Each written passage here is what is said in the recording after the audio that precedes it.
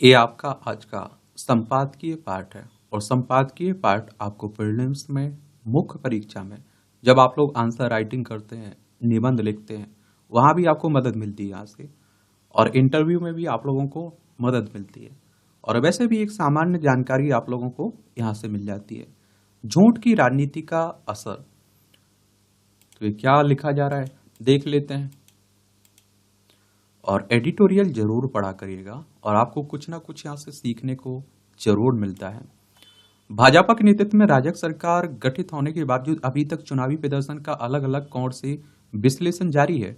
इन चुनाव में भाजपा का प्रदर्शन अपेक्षा से कुछ कमजोर रहा और पिछले चुनाव की तुलना में उसकी 63 सीटें घट गईं, तो उसके कारणों के पीछे की पड़ताल की जा रही है।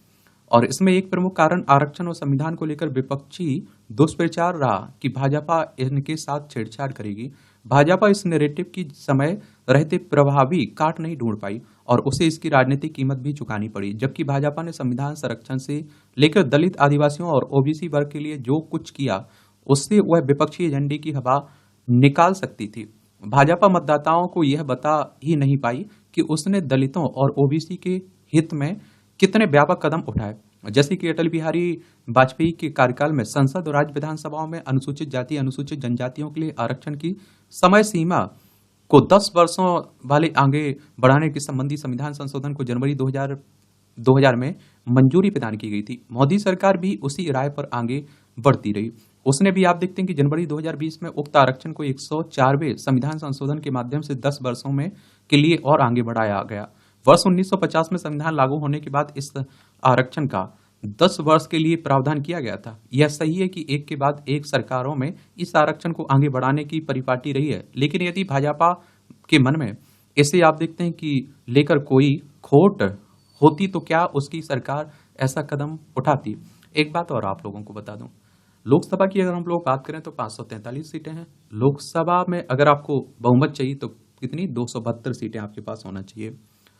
और लोकसभा सदस्य का चुनाव डायरेक्ट जनता यानी कि मतदाताओं के द्वारा होता है। अगर आपकी उम्र 18 साल हो चुकी है तो वोटर सूची में आपका नाम जुड़ चुका होगा और आप लोग वोट डालने भी जाते होंगे। और पहले 21 साल हुआ करती थी वोट देने की उम्र, फिर इसे घटाकर 18 साल कर दिया गया था 61वें संविधान संशोधन के द्वारा। ये चुनाव करवाता कौन है? इलेक्शन कमीशन ऑफ इंडिया, भारतीय निर्वाचन आयोग, एक संवैधानिक संस्था है। संविधान के अनुच्छेद 324 के तहत चुनाव आयोग की स्थापना की बात की गई है। 25 जनवरी 1950 में स्थापना हुई थी। 25 जनवरी को आप लोग मतदाता दिवस मनाते हैं। नई दिल्ली में हेडक्वार्टर देखने को मिलेगा। सुकुमार सेन पहले मुख्य चुनाव आयुक्त थे। अगर आपको लोकसभा का चुनाव लड़ना है ना, तो आपकी उम्र कम से कम 25 साल होनी चाहिए। अधिकतम उम्र की कोई सीमा नहीं रखी गई है। वाजपेयी सरकार के दौरान 3 अन्य संविधान संशोधनों से दलित और ओबीसी वर्ग के प्रति उसकी प्रतिबद्धता मुखरता से रेखांकित होती है। वाजपेयी सरकार ने जून 2000 में 81वें संशोधन के माध्यम से अनुच्छेद 16 में संशोधन कर लंबित पड़ी बैकलॉग रिक्तियों में एससी और एसटी के आरक्षण को संरक्षण प्रदान किया। और सितंबर 2002 में 82वें संविधान संशोधन के माध्यम से अनुच्छेद 335 में संशोधन कर एससी एसटी के आवेदकों को प्रोन्नति में आरक्षण से जुड़ी अर्हता के कुछ प्रमाणों पर रियायत भी प्रदान की गई और इसमें क्वालिफाइंग मार्क्स का पहलू भी शामिल था। और आप देखते हैं कि इसमें आप देखते हैं कि जनवरी 2002 में वाजपेयी सरकार ने 85वें संशोधन के माध्यम से अनुच्छेद 16 में पुनः संशोधन किया। यह एससी एसटी के लोगों की प्रोन्नति में वरिष्ठता से क्रम को संबोधित करने पर केंद्रित था। वाजपेयी सरकार द्वारा किया गया 89वां संविधान संशोधन भी इतना ही महत्वपूर्ण रहा, जिसमें राष्ट्रीय अनुसूचित जाति और अनुसूचित जनजाति आयोग को अलग अलग हिस्सों में विभाजित किया गया। मोदी सरकार ने भी वाजपेयी सरकार की उसी विरासत को आगे बढ़ाते हुए उसे और समृद्ध किया और उसने पिछाई संस्थाओं में एससी एसटी के लिए आरक्षण की मियाद को तो बढ़ाया ही, बल्कि कई अन्य क्रांतिकारी कदम भी उठाए जिन्होंने एससी एसटी तबके के उत्थान में अहम भूमिका भी निभाई। मोदी सरकार ने अगस्त 2021 में अत्यंत महत्वपूर्ण 105वां संविधान संशोधन किया, जिसके जरिए अनुच्छेद 338 342 ए और 366 में संशोधन कर ओबीसी को चिन्हित करने की राज्य सरकार की शक्ति को बहाल किया। और इससे पहले मई 2021 में उच्चतम न्यायालय ने एक फैसला सुनाया जिसमें ओबीसी के लिए जातियों के लिए जातियों का चयन करने का अधिकार केवल केंद्र सरकार को दे दिया गया था। यह संशोधन ने न केवल राज्य सरकारों की सशक्तिकरण के लिए आवश्यक था, बल्कि इसके जरिए संघवाद के सिद्धांत को भी अक्षुण्ण रखा गया। और जिस राजनीतिक दल ने यह सब किया हो उस पर एससी और एसटी के आरक्षण को समाप्त करने का आरोप लगाया जा सकता है। इन वर्गों का आरक्षण समाप्त करने के आरोपों के उलट भाजपा की सरकार में हुए 81, 82, 85 और 105वें संविधान संशोधन के माध्यम से एससी, एसटी और ओबीसी के व्यापक हितों की पूर्ति सुनिश्चित की गई है।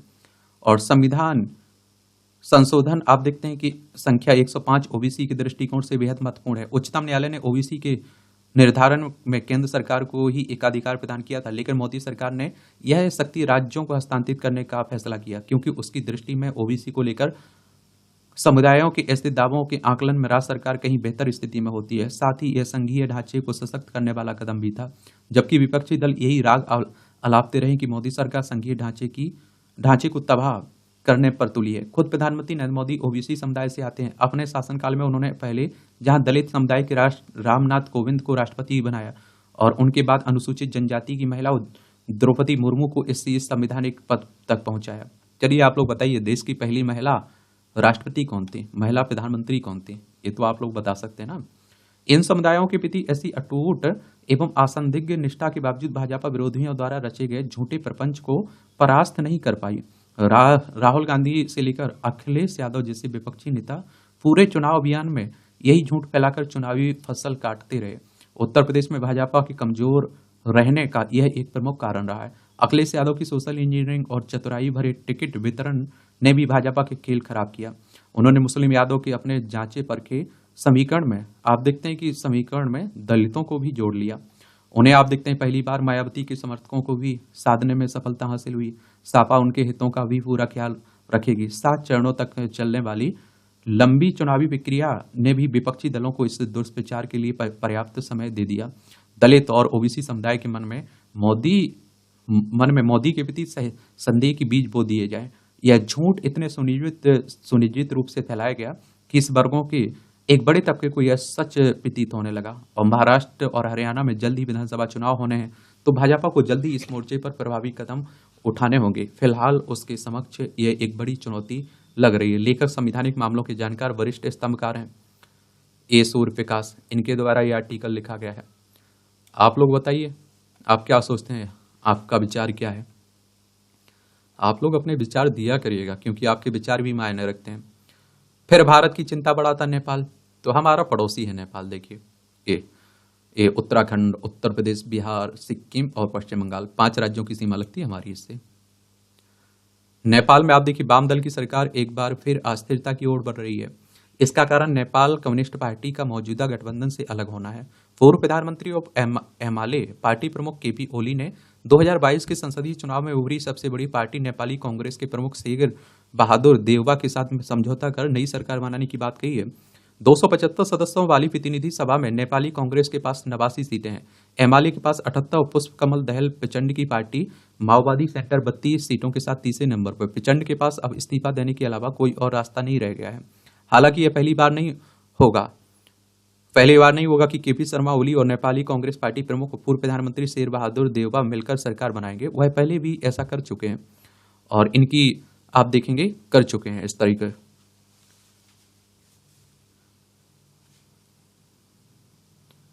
इनकी गठित होने वाली सरकार मौजूदा वाम सरकार की अपेक्षा काफी स्थिर होगी, क्योंकि दोनों ही इस पर सहमत हैं कि ओली और देउबा बारी बारी से सरकार चलाएंगे। वैसे नेपाली राजनीति में समझौतों का सम्मान बेले ही हुआ है। यदि यह सरकार भी गिरती है तो आश्चर्य नहीं होगा, लेकिन सरकारों का बार बार गिरना नेपाली लोकतंत्र का एक चिंताजनक पहलू भी है।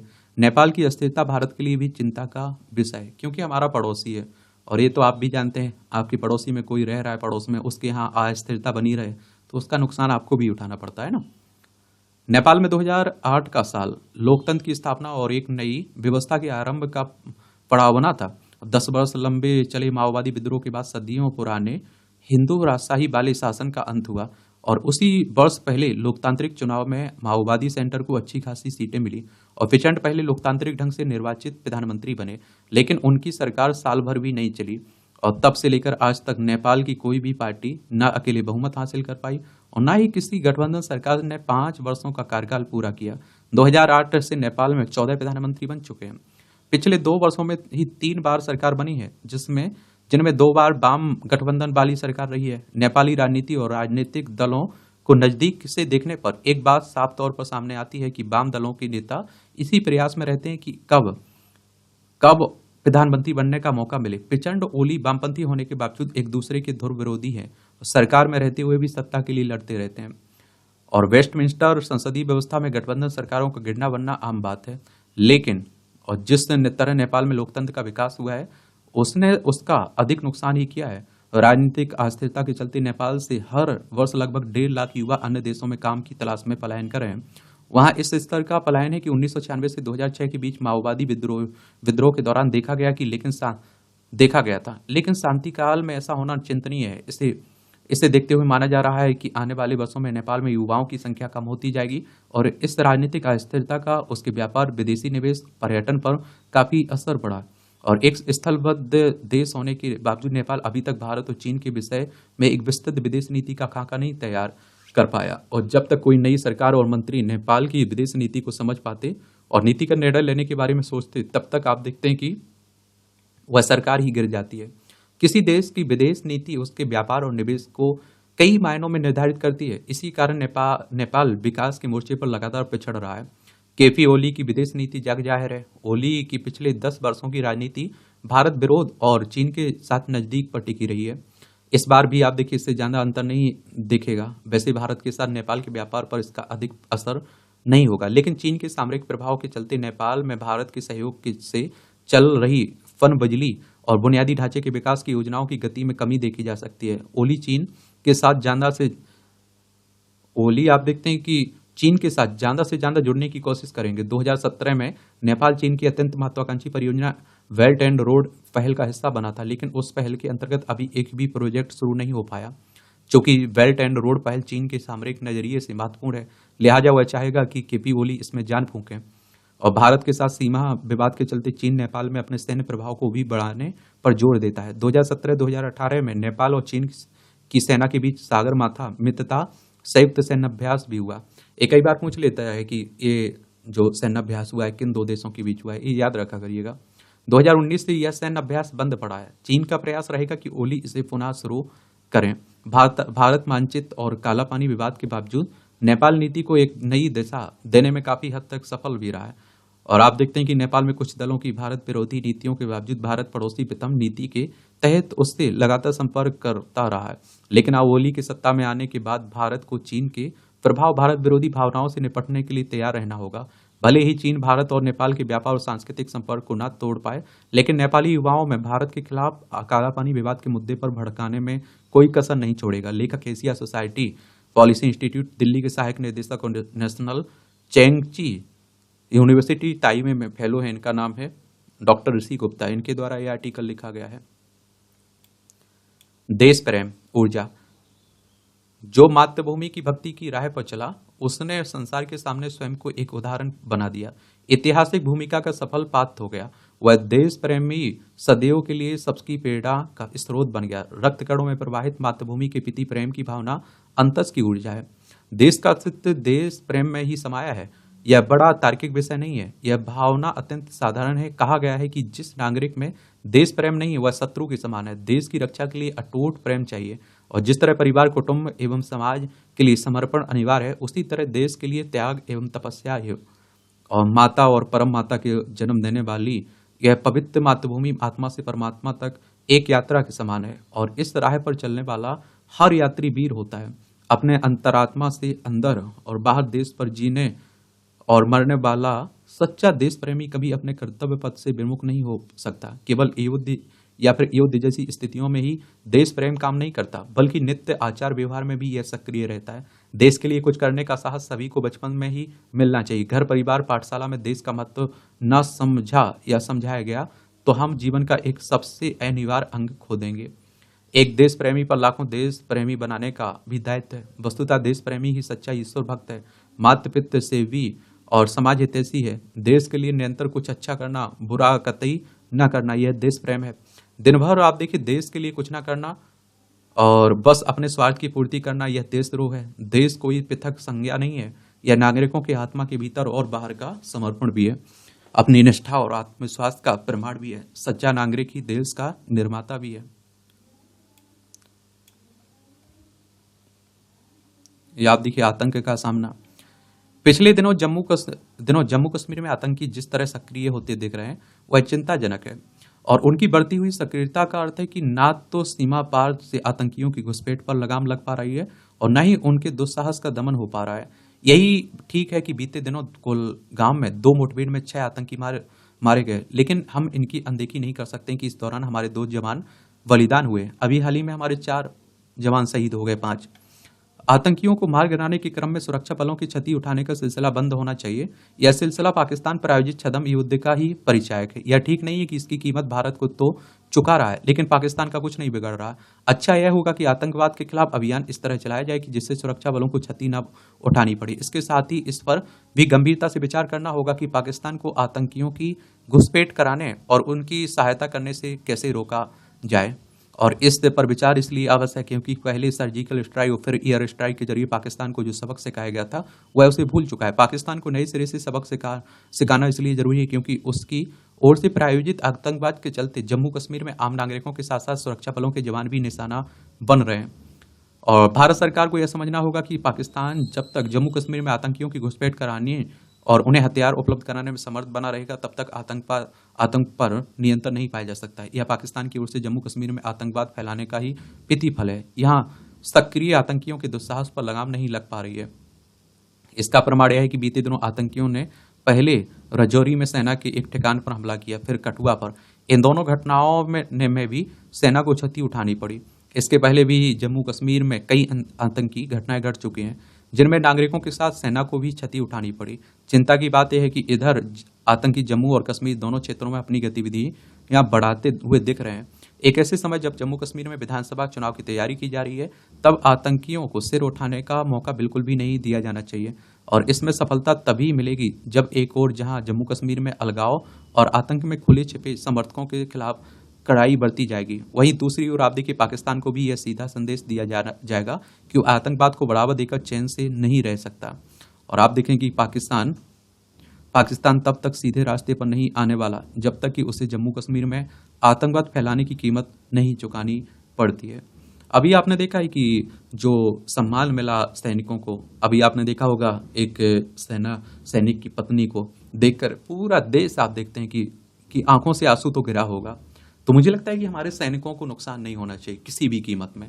पाकिस्तान की जो होना हो भाड़ में जाए, क्योंकि एक मुझे लगता है कि सैनिक होना बड़ी बात नहीं, सैनिक की पत्नी होना उस दिन मुझे समझ में आया कि बहुत बड़ी बात होती, बहुत बड़ी बात। नई पौध की चिंता। हिमाचल प्रदेश में नशे की लत ने कई जीवन बर्बाद किए। नशा माफिया की कमर तोड़ने के लिए पुलिस प्रशासन ने सक्रियता बढ़ाई और इसके सराहनीय परिणाम भी सामने आए। प्रदेश में हर दिन नशे के सामान की आपूर्ति करने वालों को सलाखों के पीछे पहुंचाया जा रहा है। सुखद यह है कि अब लोग भी नशा माफिया के विरुद्ध सामने आने लगे हैं, पुलिस के साथ सूचनाएं साझा कर रहे हैं। इसके बावजूद नशा माफिया पूरी तरह से अंकुश नहीं लग पाया। चंबा जिले के डलहौजी में सामने आया मामला गंभीर और चिंता बढ़ाने वाला है। यहाँ एक नाबालिग ने नशे की लत में पूरी करने के लिए ऑनलाइन ही प्रतिबंधित कैप्सूल मंगवा लिया। और आप देखिए सुखद यह रहा कि लोगों को इसकी भनक लग गई और उन्होंने सजगता दिखता है पुलिस के सहयोग से मामले का पटाक्षेप कर दिया। लोगों की सजगता अच्छा संदेश देती है। बच्चा किसी का भी हो, उसे नशे की दलदल में धंसने नहीं देना, इसलिए नहीं देना है। इसलिए चिंता इसलिए अधिक है कि भावी पीढ़ी नशे की लत को पूरा करने के लिए किस तरह के हथकंडे अपनाने में लगी है। पुलिस से अपेक्षा है कि इस मामले की तह तक जाने और इसमें शामिल लोगों के चेहरे सामने आए जो भावी पीढ़ी को नशे की दलदल में धंसने के लिए जिम्मेदार हैं। इस काले धंधे को की सारी कड़ियों को सामने लाया जाए, इसलिए भी आवश्यक है क्योंकि मामला भावी पीढ़ी के भविष्य से जुड़ा है। अभिभावक को भी चाहिए कि आप देखेंगे कि किसी भी तरह की संदिग्ध गतिविधि देखने पर बच्चों के साथ संवाद करें। अगर पता चलता है कि बच्चा नशे का आदी हो रहा है तो समय रहते उसे सही रास्ते पर लाने के लिए प्रयास करें। पर्यावरण और जीवन बचाने की मुहिम। तो वर्तमान समय में जलवायु परिवर्तन वैश्विक समाज के समक्ष मौजूदा दौर की सबसे बड़ी चुनौती है। और देखिए जलवायु परिवर्तन के प्रभाव हर किसी पर पड़ रहा है, हर क्षेत्र पर पड़ रहा है। और देखिए इसकी आज पर्यावरण प्रदूषण एक गंभीर समस्या के रूप में उभर रहा है। दुनिया के अधिकतर देश इस भयावह समस्या से ग्रस्त हैं। पीने के लिए स्वच्छ जल और सांस लेने के लिए स्वच्छ हवा सभी का संवैधानिक अधिकार है, लेकिन अगर यह सब संभव नहीं हो पा रहा है तो कहीं ना कहीं हमें सामूहिक रूप से अपने आसपास के वातावरण को सहेजने और उसे समृद्ध बनाने की आवश्यकता है। ग्लोबल वार्मिंग से निपटने का एक जरिया पौधारोपण हो सकता है और इस दिशा में व्यापक स्तर पर अमल किए जाने की आवश्यकता है। अगर पर्यावरण में बदलाव लाना है तो न सिर्फ अपने हमें अपनी आदतों में बदलाव लाना होगा, अपितु पौधारोपण के महत्व को भी समझना होगा। गत दिनों प्रधानमंत्री मोदी ने अपने कार्यक्रम मन की बात में प्रत्येक देशवासी से अपनी माँ के प्रति, या आप देखेंगे सम्मान स्वरूप आप देखेंगे कि सम्मान स्वरूप कम से कम एक पौधा अवश्य लगाने की मार्मिक आप देखते हैं कि एक तरह से अपील की। और उनकी अपील ने देशवासियों के दिलों को छुआ और यह बेहद सुखद समाचार है कि एक माह के भीतर ही देश भर में करोड़ों पौधे लगाए जा चुके हैं। यह अभियान 140 करोड़ पेड़ लगाने के लक्ष्य की ओर द्रुत गति से आगे बढ़ रहा है। एक पेड़ माँ के नाम अभियान को सफल बनाने में सरकारी संस्थाओं और आम देखते हैं कि वैसे भी अभी देश भर में स्वच्छता पखवाड़ा चल रहा है और इस वर्ष की थीम स्वच्छ भारत है। स्वस्थ भारत की नींव स्वच्छता के साथ पर्यावरण संरक्षण के साथ जुड़ी हुई है। अगर स्वच्छ हवा और पानी उपलब्ध होगा तो स्वस्थ भारत की परिकल्पना और इसलिए स्वच्छता के महत्व को समझते हुए हमें पर्यावरण संरक्षण के महत्व को भी समझना होगा। और स्वच्छता और पर्यावरण संरक्षण कोई एक दिन का काम नहीं है। स्वच्छता की शुरुआत हमने अपने आसपास स्वयं के जीवन से होती है। वर्तमान परिस्थितियों में हमें तन, मन और अपने आसपास के वातावरण तीनों को स्वच्छ रखने की आवश्यकता है। स्वच्छता की शुरुआत हम पेड़ लगाकर भी कर सकते हैं। खुशहाली और स्वस्थ वातावरण के लिए स्वच्छता सबसे महत्वपूर्ण है। इसका असर सार्वजनिक और व्यक्तिगत स्वच्छता पर पड़ता है। राष्ट्रपिता महात्मा गांधी ने हमें स्वच्छता ही ईश्वरत्व है का मंत्र दिया, इसलिए हमारा उद्देश्य एक स्वस्थ और स्वच्छ वातावरण बनाए रखना होना चाहिए और इस माध्यम से एक उज्जवल और समृद्ध भारत की नींव रखी जा सकती है। लेखिका स्वतंत्र टिप्पणीकार हैं। ये आप देखिए टिप्पणियां रहती हैं, देख सकते हैं, आप लोग पढ़ सकते हैं, पढ़ना हुआ करे तो। और इसकी पीडीएफ आपको टेलीग्राम पर मिल जाती है, तो वहां से जाकर आप लोग डाउनलोड कर लिया करिएगा, अपने पास रख लिया करिएगा। केंद्रीय बजट, निजी निवेश, रोजगार सृजन को प्रोत्साहन। देखिए एक और बात आप लोगों को बता दूं, बजट शब्द का उल्लेख हमारे संविधान में नहीं है। संविधान के अनुच्छेद 112 को पढ़ेंगे तो वार्षिक वित्तीय विवरण की बात की गई है। इसमें लगभग 2 सप्ताह के बाद बजट पेश किया जाएगा और इस हेतु 19 जून को एक बैठक आयोजित की गई और जिसमें प्रतिष्ठित अर्थशास्त्रियों को आगामी बजट के बारे में अपना दृष्टिकोण देने के लिए आमंत्रित किया गया। और सरकारी हलकों में लोग 8.2% की उच्च जीडीपी में वृद्धि, 9.9% की तेजी से बढ़ती विनिर्माण अप्रैल 2024 में सीपीआई मुद्रास्फीति के 4.82% के साथ मुद्रास्फीति में कमी और डब्ल्यूपीआई में कमी, राजकोषीय घाटे के बजट अनुमानों से कम रहने रुपये के में पिछले वित्त वर्ष की तुलना में 1.4% की बहुत कम दर गिरावट और भुगतान संतुलन बीओपी में चालू खाता घाटा जीडीपी के मुश्किल 0.7% रहने को लेकर उत्साहित हैं। बस 2023-24 में जून के पहले सप्ताह तक विदेशी मुद्रा भंडार 665.8 अरब डॉलर के सर्वकालिक उच्च स्तर पर पहुंच गया है और इस वृद्धि को बनाए रखने के साथ साथ मुद्रास्फीति, विशेष रूप से खाद्य मुद्रास्फीति और बेरोजगारी के मुद्दे को हल करने की चुनौती है।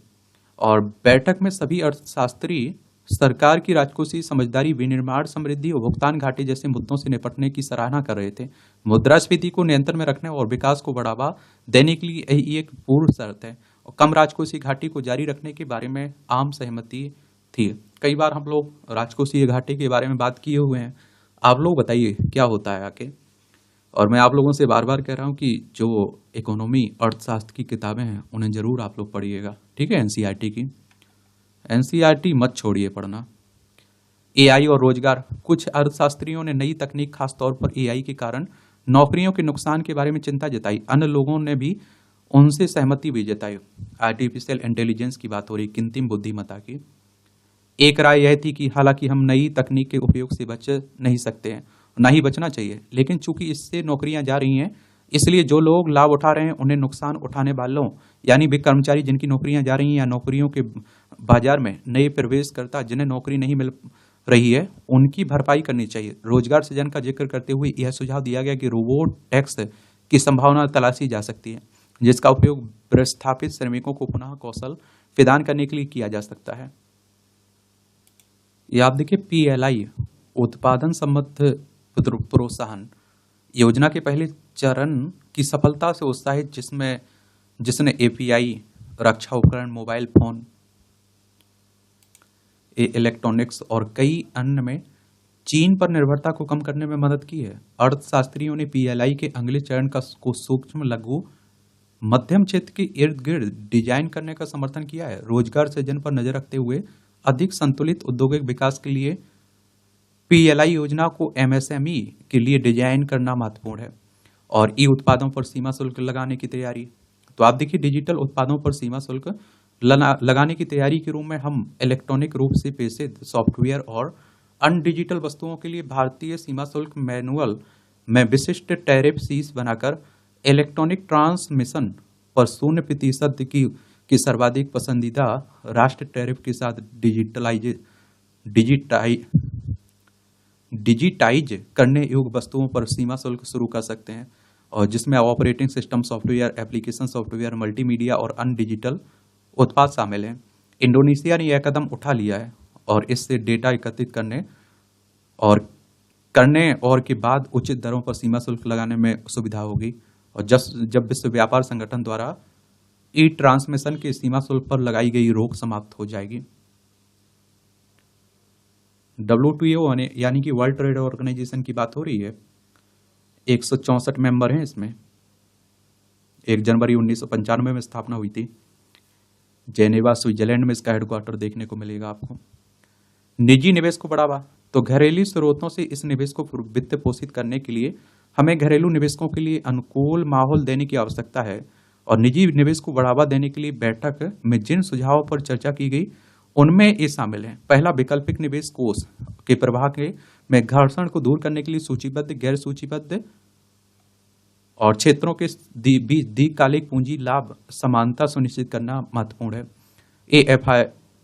AIF द्वारा 1 वर्ष से अधिक समय तक रखे गए निवेश को दीर्घकालिक पूंजीगत लाभ के रूप में वर्गीकृत किया जाता है और तदनुसार दीर्घकालिक पूंजीगत लाभ के अनुसार कर लगाया जाता है। वर्तमान में सूचीबद्ध शेयरों पर दीर्घकालिक पूंजीगत लाभ आमतौर पर 10% की दर से और गैर सूचीबद्ध शेयरों और अन्य परिसंपत्तियों पर 20% की दर से कर लगता है। दूसरा, आप देखिए जैविक रसायन, प्लास्टिक और ईवी से संबंधित उपकरणों सहित चीन से आयात प्रतिस्थापन के लिए उत्पादन से जुड़ी प्रोत्साहन योजना PLI योजना शुरू की जानी चाहिए।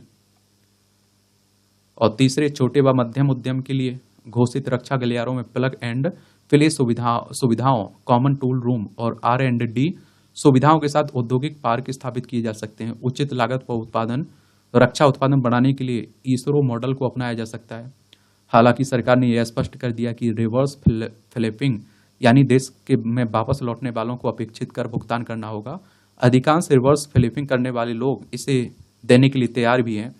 फिर भी लाल फीताशाही और प्रक्रियाओं और ढेर सारे कागजी काम से जुड़े मुद्दे अभी भी बने हुए हैं।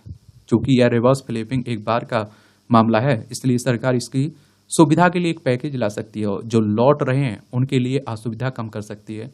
यह सभी के लिए लाभ की स्थिति हो सकती है।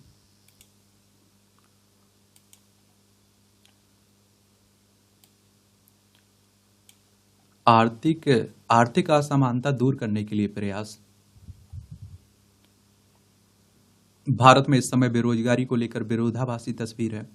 एक तरफ HSBC सर्विस बिजनेस द्वारा जारी आंकड़ों के अनुसार पिछले 22 महीनों में सेवा क्षेत्र में सर्वाधिक रोजगार सृजन हुआ है, और आप देखिए वहीं एक अन्य आंकड़े के अनुसार भारत में फुटपाथ पर कारोबारियों की मौजूदगी लगभग 6.5 करोड़ हो गई है, जो कोविड पूर्व काल की तुलना में 1 करोड़ से ज्यादा है।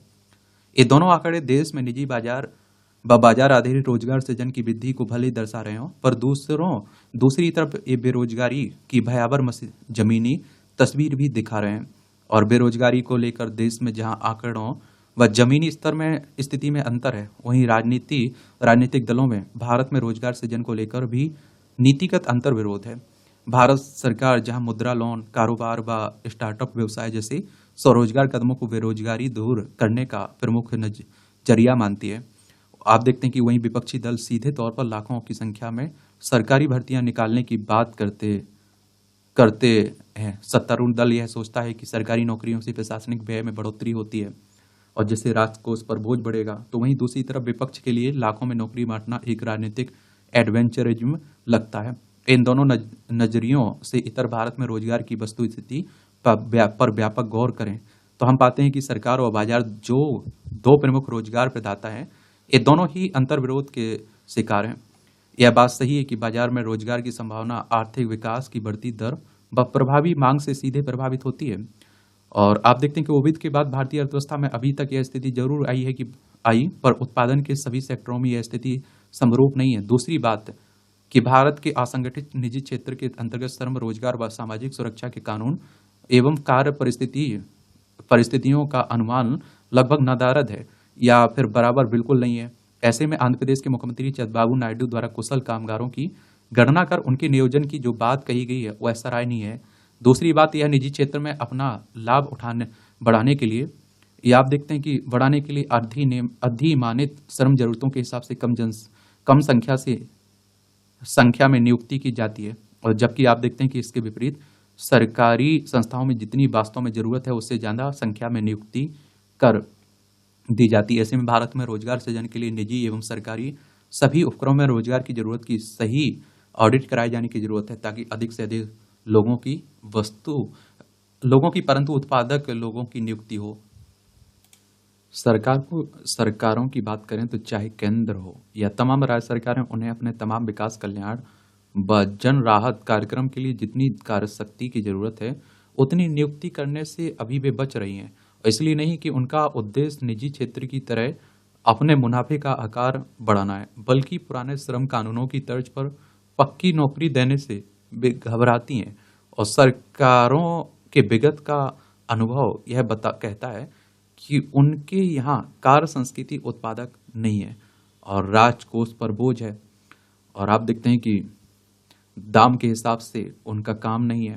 केंद्र व राज्य सरकारों के कई महकमों में संविदा व नौकरी का प्रावधान जरूर शुरू किया गया, पर इसे एक राष्ट्रीय श्रम नीति का रूप देने में केंद्र सरकार अपनी राजनीतिक इच्छा शक्ति नहीं दिखा पाई। ऐसे में देश में एक समान श्रम नीति व कार्य परिस्थितियों के अनुपालन की गारंटी तथा हर श्रेणी के बेरोजगारों के रोजगार व स्वरोजगार की समुचित नीति लाई जाए तो यह देश की अर्थव्यवस्था को बड़ा संबल देगा और देश में आर्थिक असमानता दूर करने में महती भूमिका भी निभाएगा। अच्छे इसी तरह के एडिटोरियल पढ़ना चाहिए, इस तरह के लिखे हों तो अच्छा भी लगता है।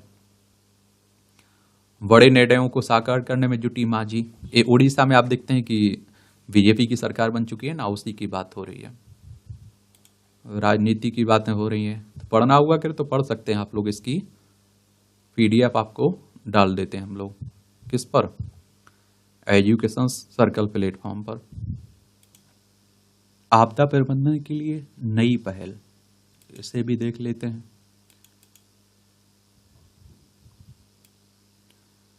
मानव के जन्म एवं मृत्यु जीवन चक्र के बीच आपदा, चाहे वह प्राकृतिक हो या फिर मानव निर्मित, एक कठोर सत्य की तरह हाल के वर्षों में परिलक्षित हुई है। और दुर्योग यह भी है कि इसकी आवृत्ति, संख्या एवं प्रभाव में साल दर साल वृद्धि दर्ज की जा रही है। ऐसे में आपदा प्रबंधन भारत के लिए काफी महत्वपूर्ण हो जाता है, और इसके महत्व को समझते हुए हाल ही में विश्वविद्यालय अनुदान आयोग ने वर्ष 2024 में यूजीसी नेट राष्ट्रीय पात्रता परीक्षा के दिसंबर चक्र में आपदा प्रबंधन को एक विषय के रूप में भी शामिल किया है, जो इस दिशा में आप देखते हैं कि एक सकारात्मक एवं प्रशंसनीय पहल है। इस पाठ्यक्रम में आपदा के विभिन्न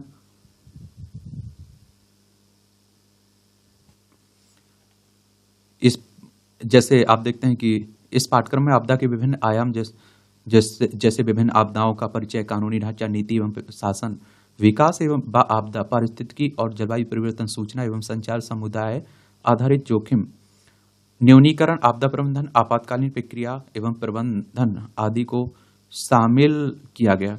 यूजीसी का यह कदम आपदा प्रबंधन के लिए विशेष संस्थाओं व उनके विशेषज्ञों की नियुक्ति के साथ शोध एवं अनुसंधान को बढ़ावा देगा। और भारत में आप देखिए आपदा, तो आप देखेंगे कि 32.87 लाख वर्ग किलोमीटर क्षेत्र के भौगोलिक विस्तार एवं 140 करोड़ से अधिक आबादी वाले हमारे देश में शायद ही कोई ऐसा क्षेत्र हो जहां किसी न किसी प्रकार की आपदा की आशंका नहीं हो। देश का समूचा भूभाग मानव जनित आपदाओं, मसलन सड़क दुर्घटना, आग, औद्योगिक दुर्घटना, भगदड़ एवं प्राकृतिक आपदाओं जैसे बाढ़, भूकंप, भूस्खलन, चक्रवात, शीत एवं तापलहर आदि दोनों प्रकार की आपदाओं से प्रभावित है। भारत का लगभग 4 करोड़ हेक्टेयर भूभाग बाढ़ प्रभावित है, जिससे वार्षिक तौर पर आप देखते हैं कि लगभग 1600 से अधिक लोगों की जान गंवानी पड़ती है। वहीं 68% भूभाग सूखा से है और 60% भूकंप से एवं लगभग 8% आप देखते हैं कि तटीय क्षेत्र सुनामी से प्रभावित है। बीते 2 दशकों में भारत में भूकंप के कारण 20,000 से अधिक लोगों की अपनी जान गंवानी पड़ी। वहीं शीत एवं ताप लहर के कारण भी हजारों की संख्या में लोगों को जान गंवानी पड़ती है, जो इस बार के भीषण गर्मी एवं लू के दौरान भी हमें देखने को मिला है।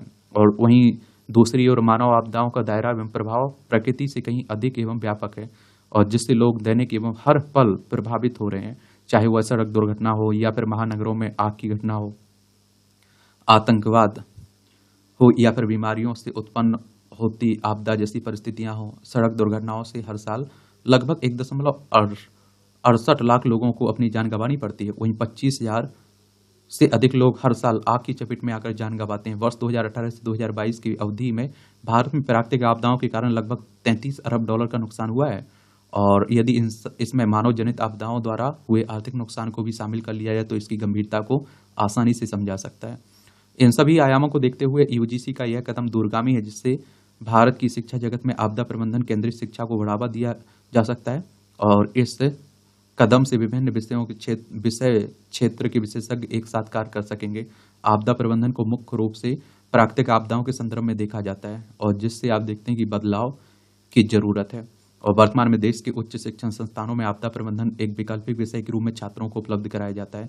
छात्र रुचि के अनुसार इसका चयन करते हैं, परंतु जिस प्रकार से आपदाओं का दोस्त प्रभाव बढ़ रहा है, ऐसे में भारत में आपदा प्रबंधन के विशेष संस्थानों के साथ ही विभिन्न विश्वविद्यालय में समर्पित विशेष पाठ्यक्रम आधारित कोर्स आरंभ किए जाने चाहिए। और इससे आप देखिए विशेषज्ञों की नियुक्ति के साथ एक प्रशिक्षित छात्र वर्ग तैयार हो एवं शोध अनुसंधान को बढ़ावा दिया जा सके। और स्कूली छात्रों पर भी आप देखते हैं कि पर भी ध्यान देने की जरूरत है, जिससे यदि प्रारंभिक काल से उनके जीवन में आपदा के प्रति जागरूकता लाई जाए तो इसका दूरगामी आप देखते हैं कि प्रभाव एक तरह से सामने आएगा। इसके लिए सैद्धांतिक मार्क ड्रिल में सिमटे ज्ञान से आगे बढ़कर शिक्षकों एवं विशेषज्ञों द्वारा प्रशिक्षित किए गए छात्र छात्राओं को शामिल कर राष्ट्रीय स्तर पर NSDRT राष्ट्रीय छात्र आपदा रिस्पांस टीम से लेकर स्कूल एवं कॉलेज के स्तर पर छात्र आपदा रिस्पांस टीम आप देखते हैं कि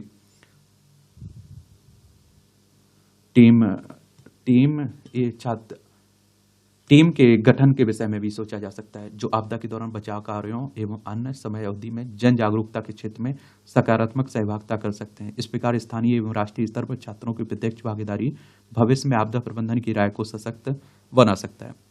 तो इस तरह से आप देखेंगे ये दैनिक जागरण का संपादकीय पाठ हो जाता है आपका, और ये आर्टिकल पढ़ा करिएगा, ठीक है। ये आप आंसर राइटिंग करते हैं ना, वहाँ काफ़ी इससे मदद मिलती है, आपके सोचने की, आप विश्लेषण करने की प्रवृत्ति आपके अंदर आती है इससे। एक जनसत्ता का आर्टिकल बड़ा अच्छा लिखा जाता है, एडिटोरियल, तो इसे भी देख लिया करिएगा। ये आप देखिए सहकारिता का भारतीय कृषि में योगदान।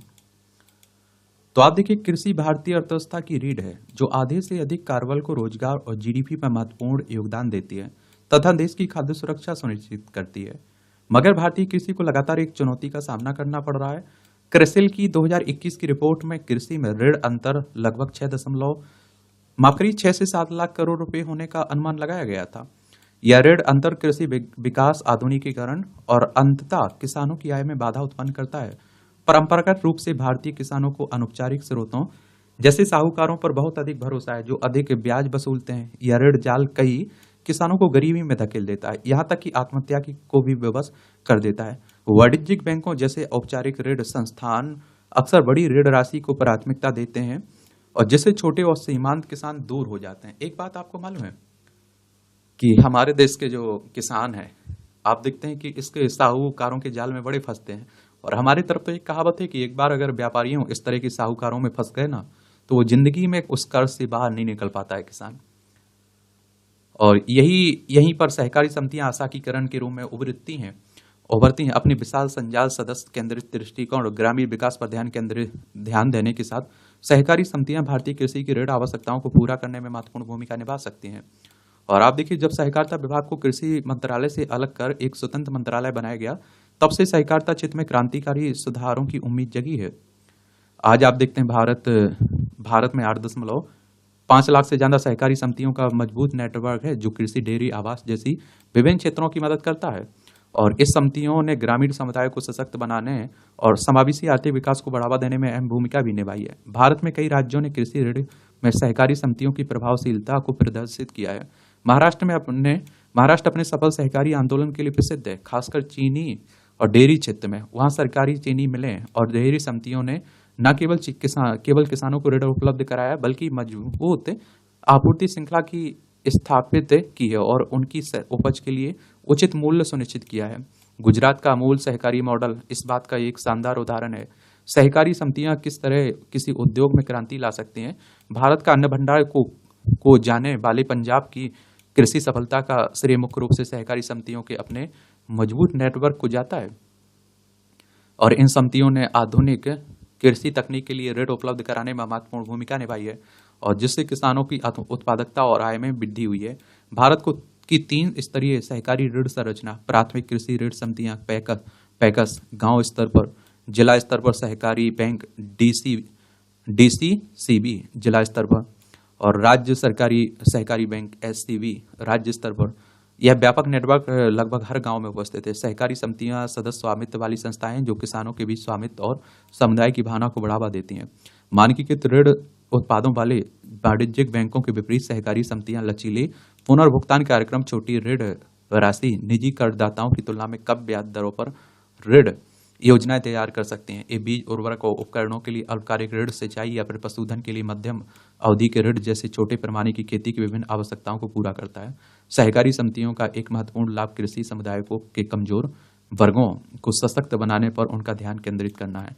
छोटे और सीमांत किसान, किराएदार किसान और महिला किसानों को अक्सर संपार्श्विक, कोलिटरल या आप देखें सुरक्षा या फिर अपर्याप्त दस्तावेज जैसे कारकों के कारण औपचारिक ऋण प्राप्त करने में कठिनाई होती है। और आप देखिए, सहकारी समितियां इन वंचित समूहों को ऋण देने को प्राथमिकता दे सकती हैं। यह न केवल सामाजिक समानता बल्कि समावेशी कृषि विकास को भी बढ़ावा देता है। ये किसानों की अल्पकालिक और दीर्घकालिक दोनों ऋण आवश्यकताओं को पूरा करती है। अल्पावधि ऋण, जिसमें मौसमी कृषि गतिविधियां जैसे बुआई, सिंचाई और कटाई के लिए ऋण शामिल है। सहकारी समितियां इन तत्काल आवश्यकताओं को पूरा करने के लिए समय और पर्याप्त धनराशि प्रदान करती हैं, और जिससे किसान बिना किसी वित्तीय तनाव के अपने फसल चक्र को बनाए रख पाते हैं। और कृषि मशीनरी खरीद, भूमि विकास, बुनियादी ढांचा परियोजनाओं जैसे पूंजी गहन निवेश के लिए सहकारी समितियां दीर्घकालिक ऋण प्रदान करती हैं। ये ऋण कृषि क्षेत्र में आधुनिकीकरण, उत्पादकता बढ़ाने में मदद करती हैं। और आप देखिए, सहकारी समितियां प्रतिस्पर्धी कीमतों पर गुणवत्ता वाले बीज, उर्वरक, कीटनाशक, अन्य कृषि उपादानों के लिए एक विश्वसनीय स्रोत के रूप में कार्य कर सकती हैं। और इससे किसानों को बिचौलियों के शोषण से बचने में मदद मिलती है। फसल कटाई के बाद होने वाले नुकसान भारतीय किसानों के लिए बड़ी चिंता का विषय है। एक अनुमान के अनुसार भारत को वार्षिक फसल कटाई के बाद खाद्यान्न में 10 से 15% के बीच नुकसान का सामना करना पड़ता है, जो ज्यादातर अपर्याप्त भंडारण सुविधाओं और अकुशल वितरण नेटवर्क के कारण होता है। यानी हर साल लाखों टन कीमती भोजन बर्बाद हो जाता है। यह एक ऐसी स्थिति है जो तत्काल और अभिनव समाधान की मांग करती है। सहकारी समितियां किसानों को उनकी उपज को प्रभावी ढंग से संग्रहित करने में मदद करने के लिए भंडार सुविधाएं प्रदान कर सकती है, और जिससे नुकसान कम से कम होगा। और जब बाजार की स्थिति अनुकूल होगी तो उन्हें अपनी फसल बेहतर कीमत पर बेचने की अनुमति मिलेगी।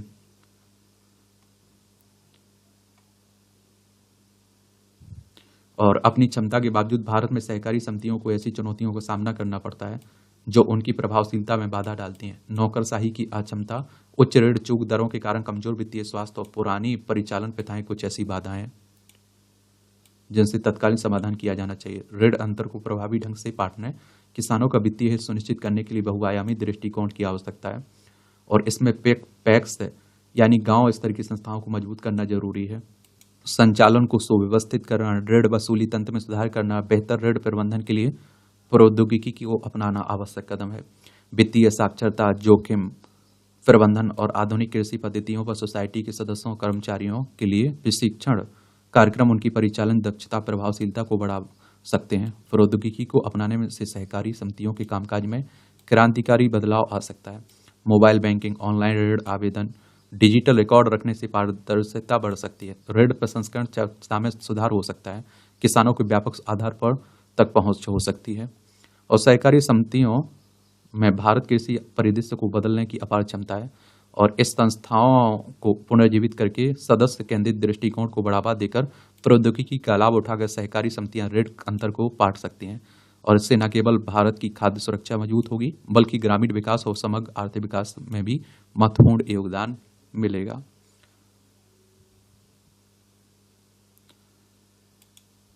इस तरह के आर्टिकल होना चाहिए, सोचिए। अब आप लोग कहोगे जो सहकारिता बार बार शब्द आ रहा है, ये क्या होता है? तो ये अनेक व्यक्तियों और संस्थाओं द्वारा किसी समान उद्देश्य की प्राप्ति के लिए मिलकर प्रयास करना सहकार कहलाता है। और समान उद्देश्य की पूर्ति के लिए अनेक व्यक्तियों और संस्थाओं की सम्मिलित संस्था को सहकारी संस्था कहते हैं। सहकारिता शब्द की उत्पत्ति दो शब्दों से हुई, सह और कार। फिर इन्हें आप देखिए सरकार की तरफ से बहुत सारे फायदे भी मिलते हैं, याद रखिएगा। अब आपका कोई सवाल हुआ करे, मेरे लिए सुझाव हुआ करे तो जरूर बताया करिएगा। मेरी तरफ से शुभकामनाएं, ईमानदारी से मेहनत करिए आप लोग। ठीक है, धन्यवाद।